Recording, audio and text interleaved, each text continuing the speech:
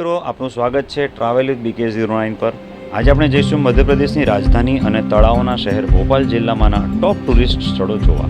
ભોપાલ ફક્ત રાજકીય રાજધાની નથી, પરંતુ ઇતિહાસ, સંસ્કૃતિ અને કુદરતી સૌંદર્યથી ભરેલું શહેર છે। ચાલો શરૂ કરીએ ભોપાલની આ સફર।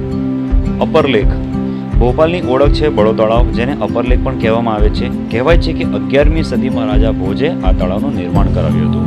લગભગ 36 ચોરસ કિલોમીટર વિસ્તારમાં ફેલાયેલું આ એક એશિયાના સૌથી જૂના માનવ નિર્મિત તળાવોમાંનું એક છે। અહીં તમે બોટિંગ, ક્રુઝિંગ અને વોટર સ્પોર્ટ્સનો આનંદ લઈ શકો છો। સવાર અને સાંજના નજારા અહીં અત્યંત આકર્ષક લાગે છે। આ તળાવની બાજુમાં જ એક નાનો તળાવ છે અને બંને મળીને ભોપાલને સિટી ઓફ લેક્સ બનાવે છે। બીજા નંબર પર છે ભારત ભવન। હવે વાત કરીએ ભારત ભવનની, જે કલા અને સંસ્કૃતિનું અનોખું કેન્દ્ર છે। 1982માં સ્થાપાયેલ આ સ્થળે પરંપરાગત અને આધુનિક કલા એનું સંયોજન જોવા મળે છે। અહીં ચિત્રકલા ગેલેરી, સંગીત કાર્યક્રમો અને રંગમંચના શો નિયમિત યોજાય છે। કલા પ્રેમીઓ માટે આ સ્થાન સ્વર્ગ સમાન છે। નંબર 3, વન વિહાર નેશનલ પાર્ક।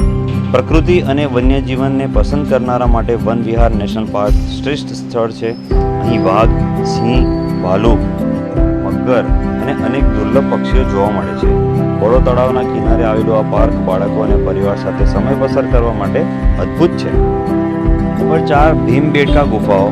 ભોપાલની નજીક આવેલું ભીમબેટકા ગુફાઓનો સમૂહ યુનેસ્કો વર્લ્ડ હેરિટેજ સાઇટ તરીકે પ્રસિદ્ધ છે। અહીંની ચિત્રકામ લગભગ 30,000 વર્ષ જૂની માનવામાં આવે છે। શિકાર, નૃત્ય અને પ્રાચીન જીવનશૈલીના દ્રશ્યો અહીં સ્પષ્ટ જોવા મળે છે।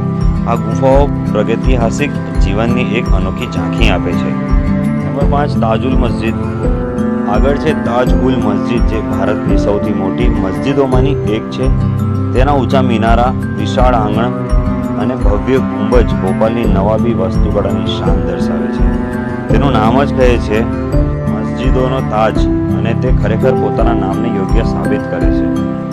અન્ય સ્થળો ભોપાલમાં બીજા પણ ઘણા આકર્ષક સ્થળો છે। શૌકત મહેલ અને ભોપાલની નવાબી શાન બતાવે છે।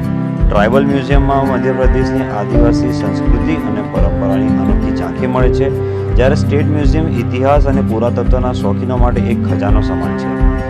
તો મિત્રો, આ હતા ભોપાલ જિલ્લાના મુખ્ય ટુરિસ્ટ સ્થળો।